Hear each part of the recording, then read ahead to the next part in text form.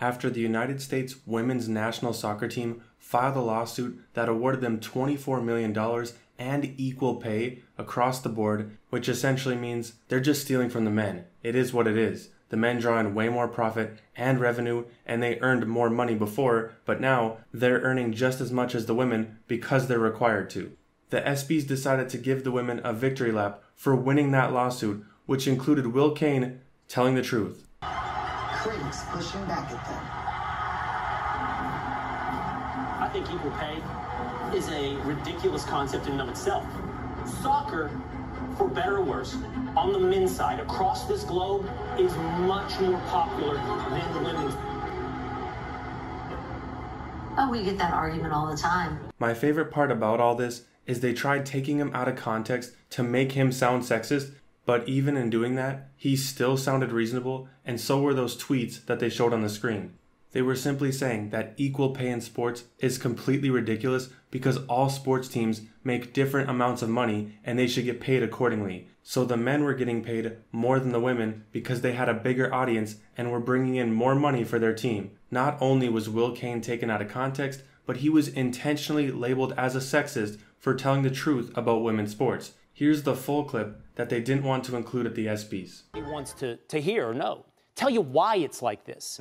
Now, there's two things, first of all. When you talk about, as Trevor Scales just laid out, the bonus difference between the men's team and the women's team, between what a winner, if it had been the U.S. men, would get in the World Cup and the women. The women got a pool, or got paid out from a pool of $30 million from the Women's World Cup. The men would draw from a pool of $400 million, okay? $400 million, $30 million. Why is that? It's because the Men's World Cup generates $6 billion in revenue. The Women's World Cup generates $131 million in revenue. If you want to talk about pay disparity, the Women's World Cup players get paid out 20% of the total revenue. The men get paid out 7%. As a percentage point, they are getting much more. The problem is, for anybody desiring equal pay, and by the way, I think equal pay is a ridiculous concept in and of itself. If the women generate more revenue, they should get paid more than the men. Don't strive for getting the same, strive for getting what you're worth. And if you're worth more, then get more. And so what I'm saying to you right now is soccer, for better or worse, on the men's side, across this globe, is much more popular than women's soccer. The women's game had higher ratings than the men's, though. So what do you say to that?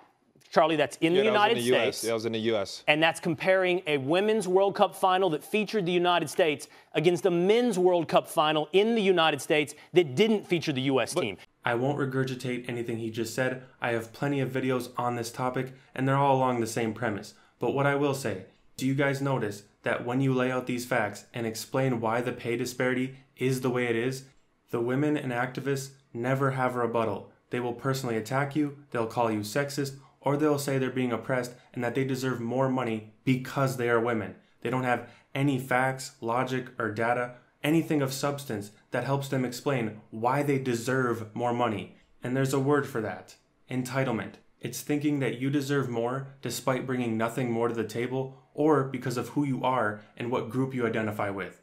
Entitlement culture comes from women who had to deal with real problems. They had to deal with unequal pay for doing the exact same job in the exact same company, or they did have to deal with sexism in the workplace or other issues that women actually had to go through.